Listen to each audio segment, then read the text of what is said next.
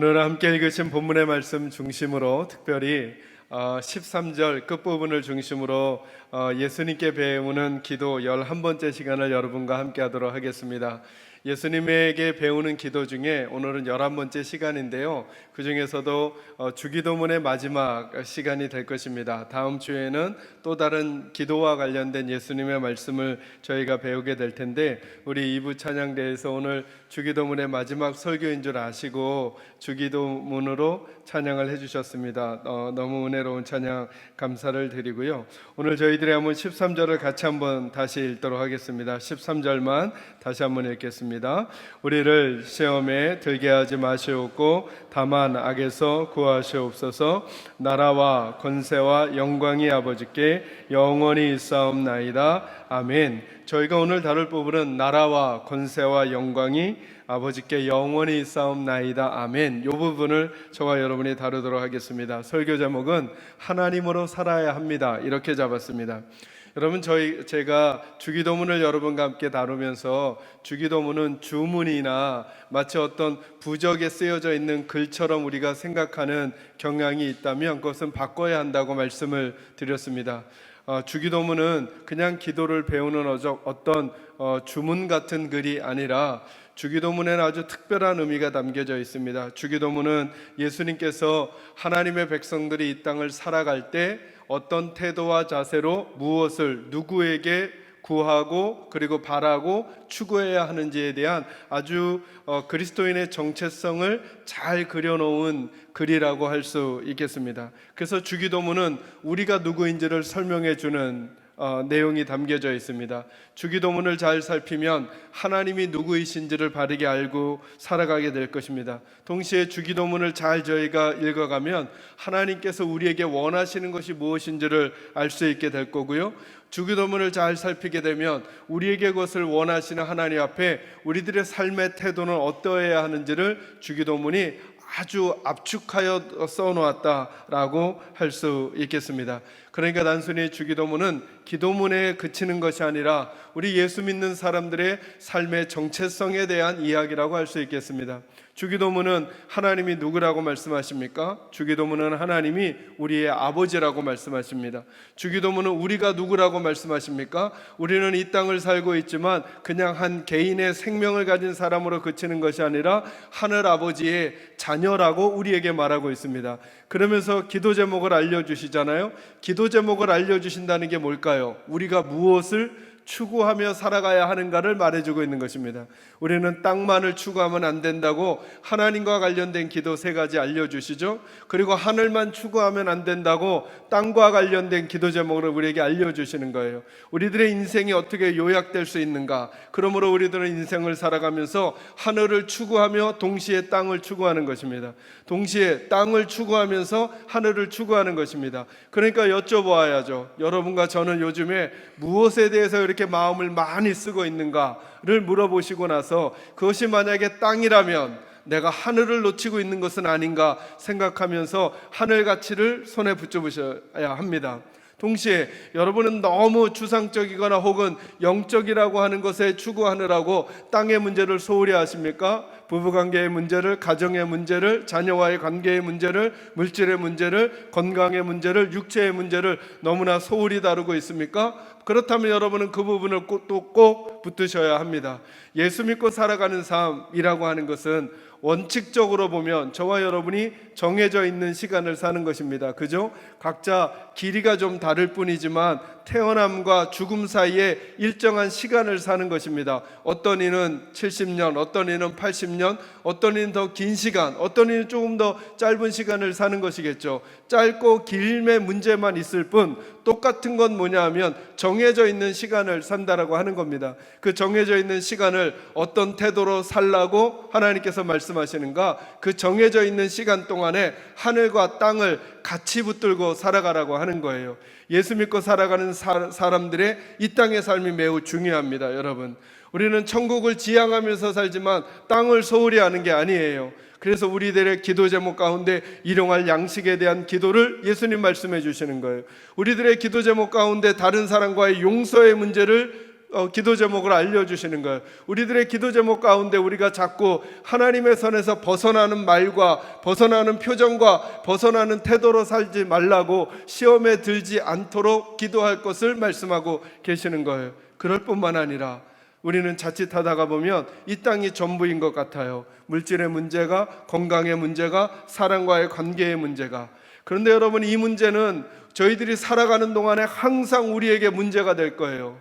돈 문제가 해결이 되면 관계 문제가 우리를 마음 아프게 할 거예요. 관계 문제가 아무 문제가 없으면 육체적인 문제가, 질병의 문제가 우리를 힘들게 하게 될 거예요. 질병의 문제가 해결되잖아요. 그러면 내가 하나님의 백성답지 않은 태도와 자세로 살아가고 있는 내 모습이 우리를 힘들게 하는 일들이 있게 될 거라는 거예요. 그래서 이것들을 바르게 세워가려면 하나님과의 관계가 좋아야 한다고 주기도문은 우리에게 말씀해주고 있는 것이죠. 이야기를 지난 시간까지 저와 여러분이 다루었던 거예요. 그리고 이제 오늘 마지막 부분을 여러분과 나누려고 합니다. 주기도문의 마지막 부분은 송영이라고 이렇게 일컬어집니다. 송영은 하나님을 찬양하는 문구예요. 마지막 주기도문을 어떻게 마무리해야 하는가? 이렇게 마무리하는 것입니다. 주님의 나라와 주님의 권세와 주님의 영광은 아버지께 영원히 있어야 합니다 라고 고백하는 거예요. 오늘 이 내용을 요약하면 간략하게 두 가지로 딱 요약할 수 있겠어요. 나라와 권세와 영광이 오직 하나님께만 있다는 거예요. 그죠? 또 하나는요, 이렇게 요약할 수 있겠죠. 나라와 권세와 영광이 하나님께 있는데 영원히 하나님께 있어야 된다는 거예요. 재미있는 거죠? 나라와 권세와 영광이 하나님께 있어야 된다는 거예요. 이 말은 사람에게 있어서는 안 된다는 뜻이겠죠. 혹은 다른 것에 있어서는 안 된다는 뜻이겠죠. 또 하나는 나라와 권세와 영광이 하나님께 있는데 어떻게 있는다고요? 영원히. 그러니까 끊어지는 일이 없어야 한다는 거예요. 끊어질 일이 없다는 거예요. 그러니까 저와 여러분 오늘 나눌 부분은 두 부분이에요. 어떤 부분을 먼저 다루느냐 하면 나라와 권세와 영광이 하나님께만 있다는 거예요. 그래서 오늘 첫 번째 말씀을 이렇게 요약해 드리려고 한번 따라하겠습니다. 하나님 중심으로 살아야 합니다. 다시 한번요. 하나님 중심으로 살아야 합니다. 여러분, 나라와 권세와 영광이 하나님께 있다. 이 말은 무슨 말이냐 하면 저와 여러분의 믿음의 삶의 중심이 선명해야 한다는 거예요. 그 선명이 뭐냐 하면 하나님이라는 거예요. 이 말은 무슨 말이냐 하면 하나님 외에 다른 것을 상대화해야 한다는 거예요. 어떤 것도 하나님의 자리에 올 수 없다라고 하는 거죠. 가끔 어떤 분들이 이런 말씀하시는 분들이 있어요. 믿음 생활을 교회 중심으로 해야 합니다. 이 말 맞지 않아요, 여러분. 믿음 생활은 교회 중심으로 하는 게 아니에요. 믿음 생활은 하나님 중심으로 하는 거죠. 교회 생활을 누구 중심으로 해요? 교회 생활을. 교회 생활도 하나님 중심으로 하는 거예요. 성가대 생활을 하나님 중심으로 하는 거예요. 목회를 하나님 중심으로 하는 거예요. 주일학교 교사, 주일학교 부서를 움직여갈 때 하나님 중심으로 움직여가는 거예요. 가정생활은 누구 중심으로 할까요? 가정생활도 하나님 중심으로 하는 거예요. 직장생활을 누구 중심으로 할까요? 하나님 중심으로 하는 거예요. 이게 하나님 중심이라는 게 무슨 뜻이냐 하면 다른 가치와 다른 이유들을 상대화시키는 거예요. 어떤 것도 하나님 대신에 절대적인 가치를 가질 수 없다라고 하는 거예요. 목회자 중심이 아닌 거죠. 믿음 생활은 목회자 중심이 아닌 거죠. 오직 하나님만이 우리 믿음 삶의 중심이 되어야 하는 거예요. 저는 우리 식구들의 믿음의 삶의 중심이 하나님이 되시기를 주의 이름으로 축원합니다. 그러니까 교회 중심도 아니고 목회자 중심도 아니라면 여러분 중심도 아니셔야 하는 거예요. 교회 생활은 여러분 중심이면 안 되는 거죠. 가정생활도 여러분 중심이면 안 되는 거죠. 여러분의 사회생활과 인생도 여러분이 중심이 되면 안 되는 거예요. 내 마음이 이러기 때문에, 내가 하고 싶은 게 이것이기 때문에, 내 생각이 이렇기 때문이 아니라 다시 묻는 거예요. 다시 묻는 거예요. 내 생각은 이런데 하나님의 생각은 어떠실까를 회복해가는 태도가 나라와 권세와 영광이 오직 누구에게만요? 하나님께만 있다고요. 그래서 하나님은 절대적인 가치이신 거죠. 오직 왜 이렇잖아요. 왜 기독교는 오직 진리가 하나라고 말할까? 왜 기독교는 오직 하나님이 한 분이시라고 말할까? 신이 여럿이고 진리가 여럿이라고 하면 되는데, 여러분, 진리가 여럿이라면 진리의 가치가 상대적인 거죠. 이게 상대적이라는 게 얼마나 어려운 거냐면 이런 게 어려운 거예요. 여러분, 제가 키가 커요, 작아요?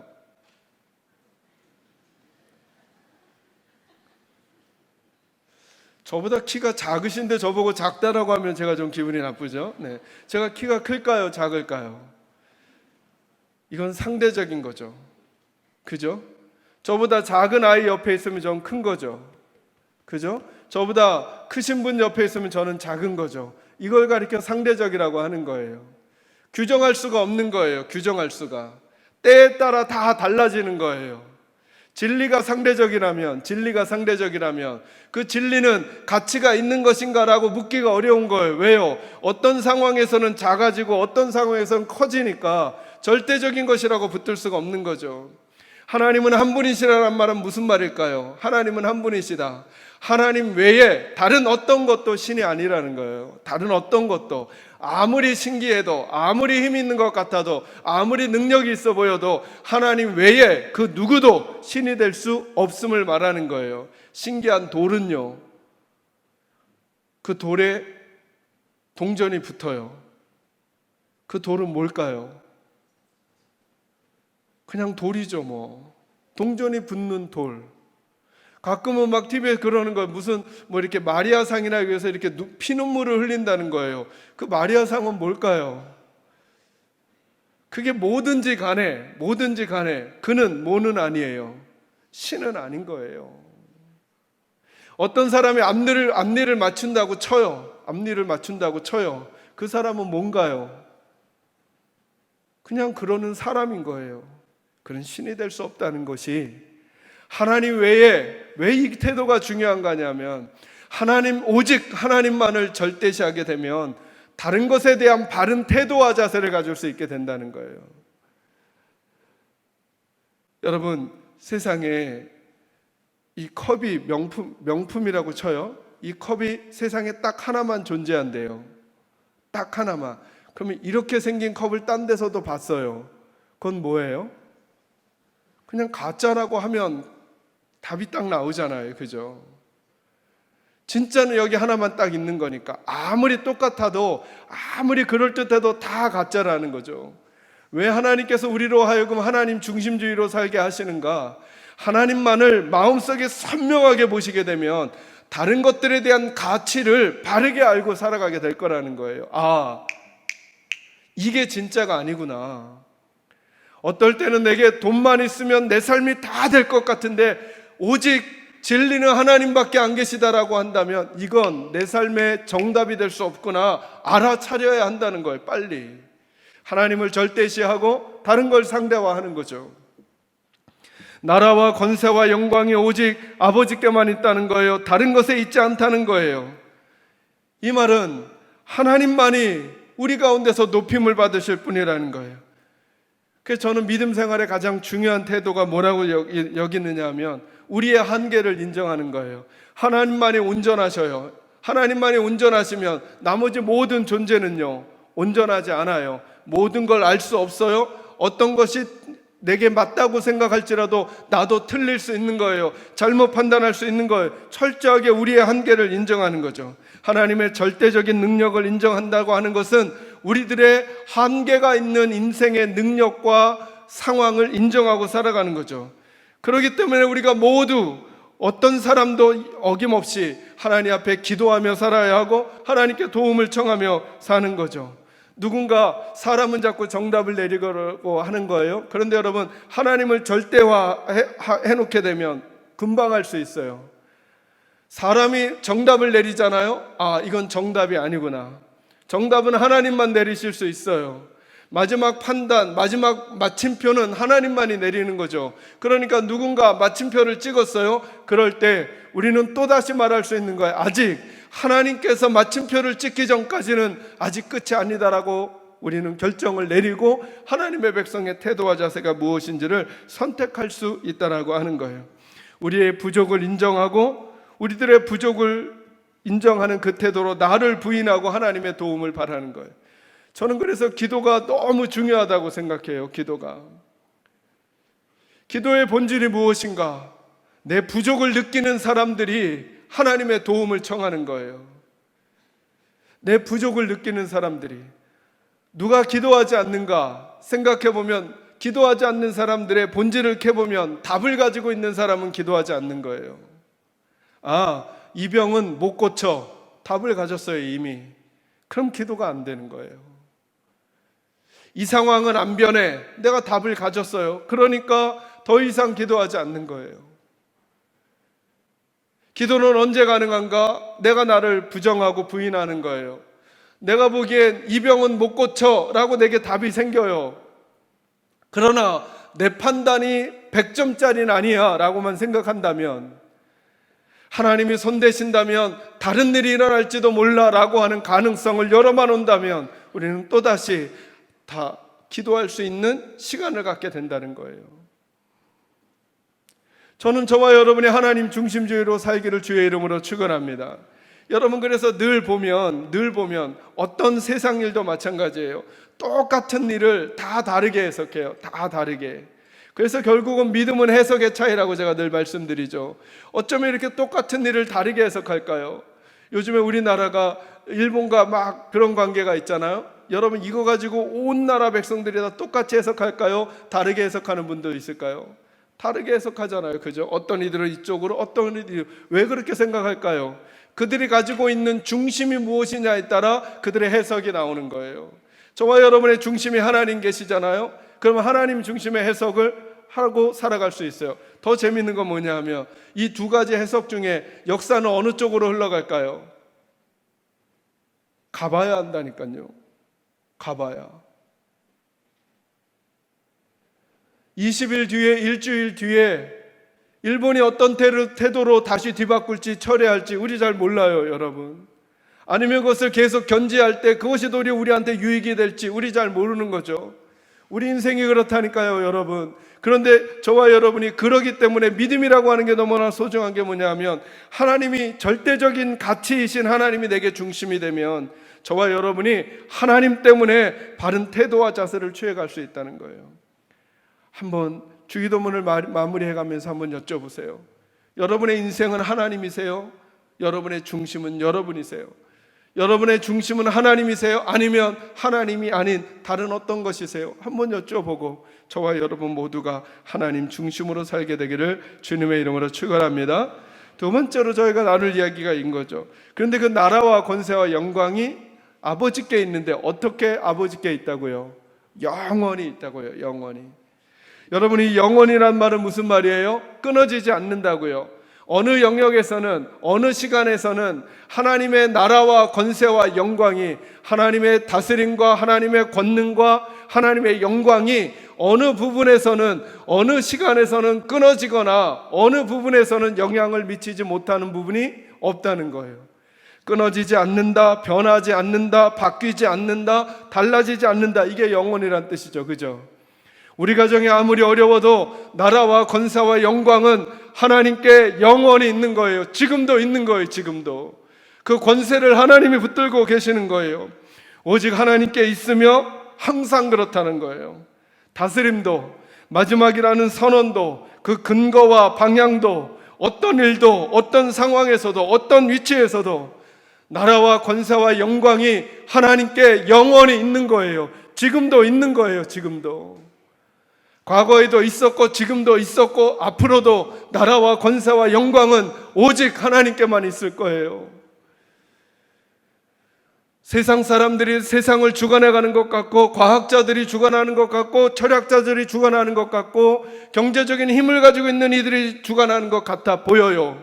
근데 성경은 하나님의 가치를 절대화시키며 말하는 거예요. 나라와 권세와 영광은 오직 아버지 하나님 앞에 영원히 있을 거라고. 그리고 저와 여러분은 어떤 사람들이냐면 그걸 믿음으로 받아들이고 우리들의 삶의 중심으로 삼고 그것 때문에 우리들의 태도를 결정하며 살아가는 거죠.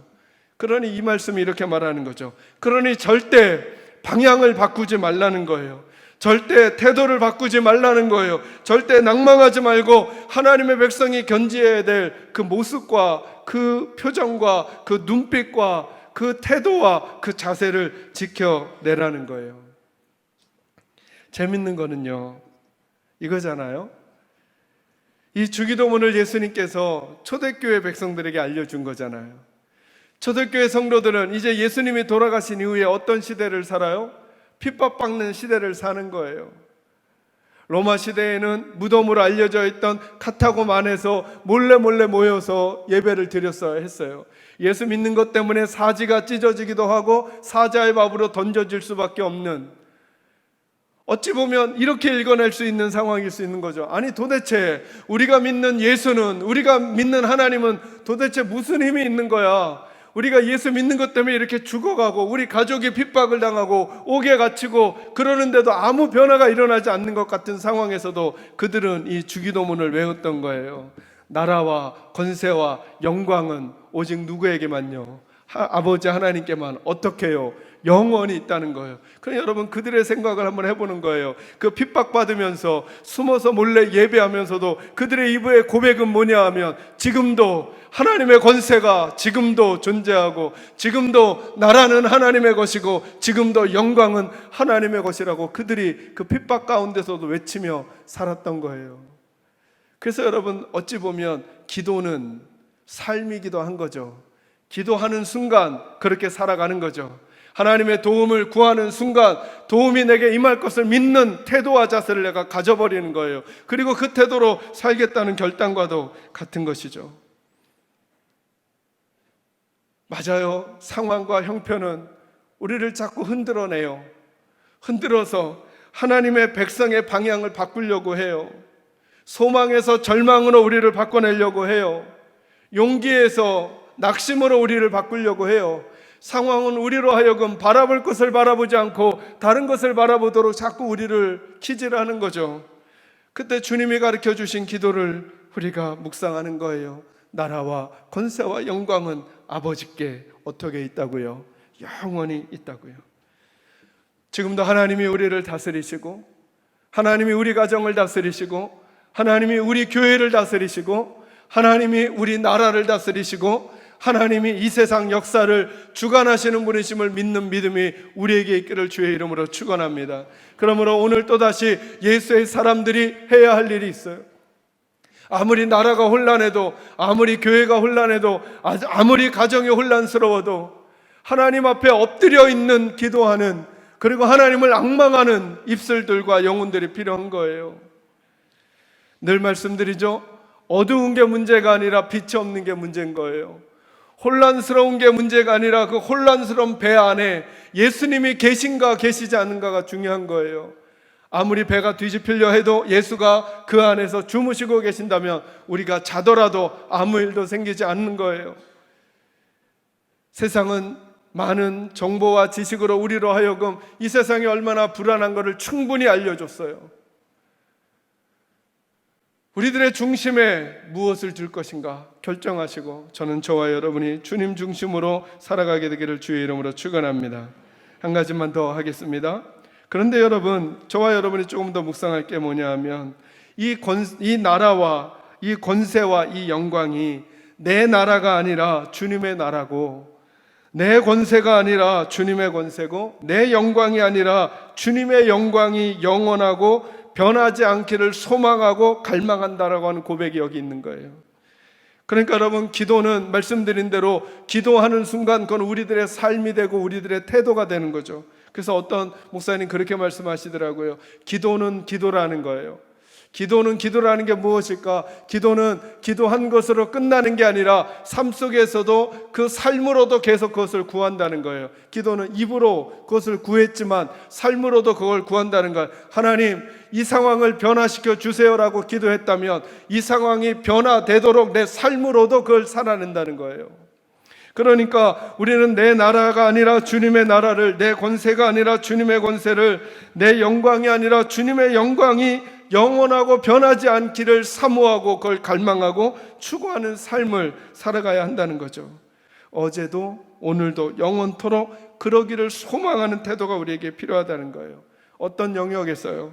저와 여러분의 섬김의 자리에서, 저와 여러분의 일상의 자리에서, 사역에서, 선교에서 저와 여러분이 이 태도를 가져야 한다는 거예요. 내 나라가 아니라 주님의 나라가 커지도록, 내 권세가 아니라 주님의 권세가 역사하시도록, 내 영광이 아니라 주님의 영광이 커지도록 저희들이 그런 태도 가져야 한다는 거죠. 그래서 우리들은 작아져도 괜찮아요. 우리들은 연약해져도 괜찮아요. 주님이 강해지시면 되니까요. 이번 한 주간 저희 교회 그 단기 선교팀이 태국에 다녀오셨잖아요. 제가 선교사님에게 카톡을 보내드렸어요. 또 2번 보내드렸어요. 2번 다 똑같은 내용으로, 선교사님 기도하고 있습니다. 제가 부탁드릴 게 하나 있습니다. 선교사님, 우리 교회 식구들이 갔을 때 선교가 얼마나 행복한지, 선교가 얼마나 행복한 일인지 꼭 맛볼 수 있도록만 도와주세요. 제가 그렇게 부탁드렸어요. 2번 보내드렸어요. 그리고 저희 선교팀을 보낼 땐 제가 이렇게 부탁드렸어요. 우리는 가서 잘 섬기고 순종만 하고 오면 됩니다. 선교하러 가지 말고 순종하러 가면 되겠습니다. 선교사님이 하자고 하면 하고, 선교사님이 그만하자고 하면 그만하도록 선교사님에게 전권을 드리고 오시면 되겠습니다 라고 제가 부탁을 드렸어요. 근데 선교사님이 제게 2번, 마지막까지 3번 제게 카톡을 주셨는데요. 뭐라고 하셨느냐 하면 대부분은 제 칭찬이에요. 네. 왜냐하면 우리 성도님들 때문에 어쩌면 이렇게 착하고 순종적인 성도들을 보내주셨냐는 거예요. 그분이 쓴 말이 뭐냐 하면, 성도들이 동으로 가자 하면 동으로 가고 서로 가자 하면 서로 간다는 거예요. 그래서 자기가 이분들을 만나서 선교하는 게 정말 너무 행복하다는 거예요. 그러면서 마지막에 그분이 쓴 표현으로 마지막 날 사역은 얼마나 어메이징 했는지 목사님에게 보여주고 싶다고 할 만큼 제게 그래서 얼마나 어메이징한지 제가 지금 기대하고 있어요. 그 사진하고 영상을 보면 그분이 쓴 단어가 어메이징하다는 거예요. 제가 이런 생각을 했어요. 우리들이 커지지 않을 때, 우리들은 그냥 휘둘리려고 할 때, 우리들이 약해지고 누군가에게 더 낮아지는 모습을 할 때, 우리는 내가 없어지는 것 같고 아무것도 아닌 것 같은 자리로 가는 게 아닌가 불안해할지 모르지만, 그 선교사님의 고백이 이런 일을 당신도 처음 경험할 만큼 너무 행복한 시간이었다, 이렇게 제게 말해 주는 거예요. 사랑하는 성도 여러분, 저와 여러분이 불안해하지 않아도 되겠어요. 우리는 조금 힘이 없더라도, 우리는 좀 문제가 있더라도, 우리는 좀 답을 모르더라도 문제를 해결하시는 하나님, 문제 너머에 계시는 하나님, 그 답을 알고 계시는 하나님, 내가 보기엔 엉클어진 것을 질서를 세우실 수 있는 하나님, 그 하나님에게 나라와 권세와 영광이 있다면, 우리는 우리들의 삶의 자리에서 우선순위를 혼동하지 말고 우리는 우리의 할 일을 하고 하나님께는 하나님의 할 일을 맡겨드리는 거죠.